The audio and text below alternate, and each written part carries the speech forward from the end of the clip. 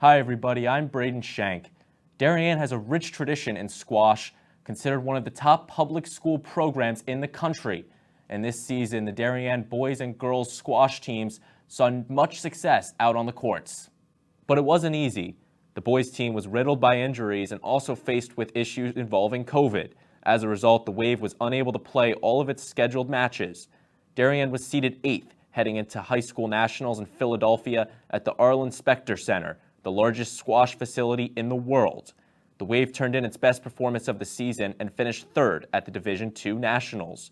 A huge accomplishment given the struggles during the regular season. Will Coons had a big win against Lawrenceville to secure Darien's trip to the semifinals. Kai Sparks had a big season for Darien, winning 6 of his 7 matches during the regular season and winning both of his matches at nationals. The girls team, meanwhile, only lost 1 match during the regular season. An impressive accomplishment. They finished 11th at nationals, which were also held in Philadelphia at the UPenn squash facility.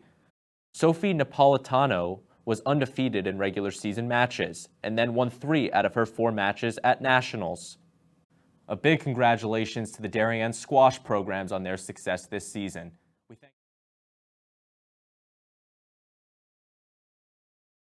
Location is a big part of any game, and it's going to be a sold-out stadium. Both teams have been preparing for this one for a while, and it's the first time it's at Dunning Field since 2016, so some extra anticipation to the location, but it definitely plays a big part, home field advantage. Look, Dylan, New Canaan clearly wanted it more that day, and usually in the Turkey Bowl, that's what it comes down to. The Blue Wave were the better team on paper coming into it, but the games aren't played on paper.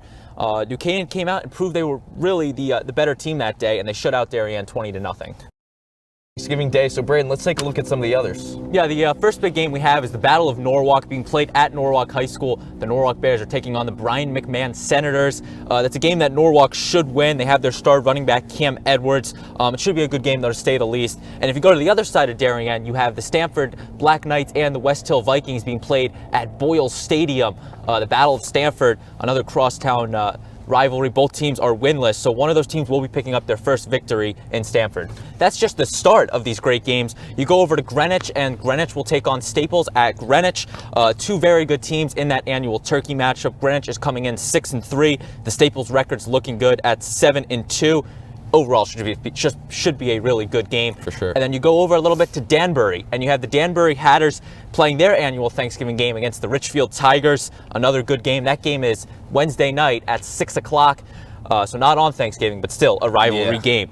One of our last games, the Battle of Fairfield. The Fairfield Ward Mustangs and the Fairfield Ludlow Falcons. Another annual rivalry. That game being played at Fairfield Ward this year. And 2 teams that, really struggled this year, but are very solid. And our final game you can't forget about. One of the best ones, the Battle of Trumbull. The St. Joe's Hogs and the Trumbull Golden Eagles.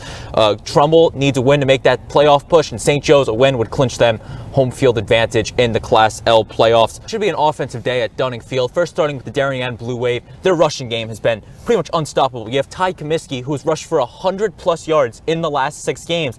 And they're going to throw the ball with Miles Drake, who has 23 passing touchdowns on the season. He's going to go to his favorite targets in Matthew Minikis and junior Jake Wilson. They've been such a dynamic duo. How about New Canaan? New Canaan, same thing. Dynamic offense. They have the running game, Vin Cognetta. Great season. They have the quarterback, Henry Cunney, with 12 touchdowns on the season. New Canaan has a very deep core at wide receiver, led by Andrew Rechterman. They have Max Salert, and you got to look out for sophomore Alex Benevento. First one, starting over on New Canaan this time. A player to watch, Army commit Ned Brady. He leads a whole defense of disruptors featuring Chad Russo, the linebacker, with 11 sacks on the season.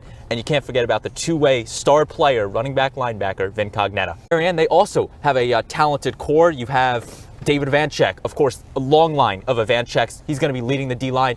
D-line strong. You have Jack Barber. You have Cole Murphy. And you can't forget about their secondary with Christian Allegro, Joe Caesar, and the recent Trinity football commit, Alec Medwar.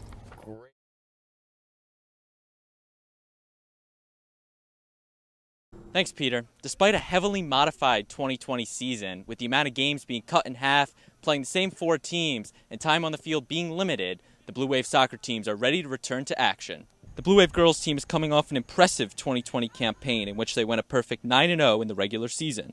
Darien has 4 All-FCAC players returning from that squad. Unlike last season, the Wave have the opportunity to qualify for a state tournament and chase a first-ever state title. Last season, Darien had the third highest scoring boys soccer team in the entire FCAC. They'll look to continue that kind of production this season. Head coach John Bradley has a young but talented and deep team.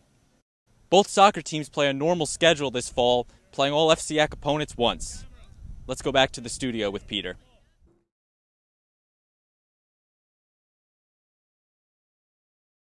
Temperatures are rising, the flowers are blooming, and it is time for high school sports once again in the Nutmeg State. Hi everybody, I'm Braden Schenck and welcome to this DAF Media special as we preview the 2022 spring campaign. The Blue Wave boys lacrosse team is looking to once again make a statement. Last season they won the FCAC title but lost in the state tournament to Fairfield Prep.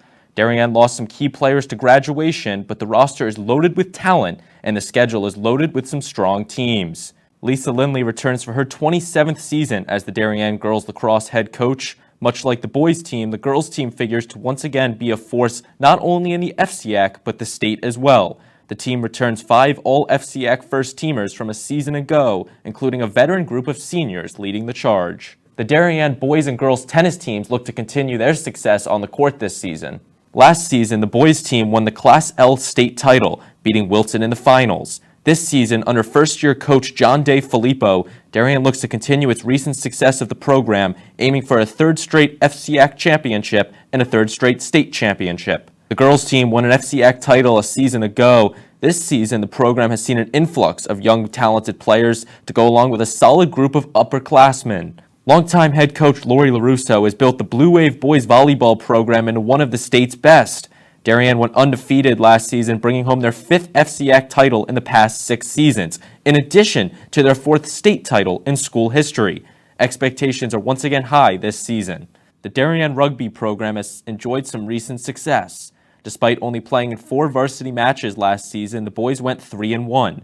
This season, Darien has a strong schedule and once again will play their home matches at the Royal Elementary School. And for the second time in nearly 10 years, Darien's girls rugby team will once again hit the pitch this spring.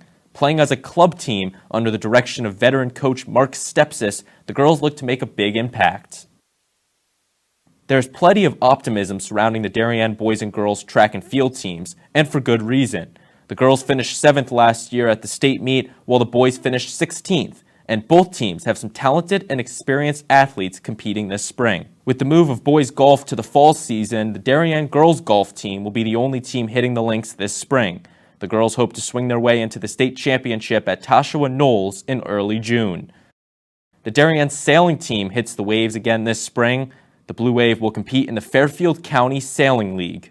We hope you've enjoyed this DAF Media special. I've been Braden Schenck, and we thank you for watching.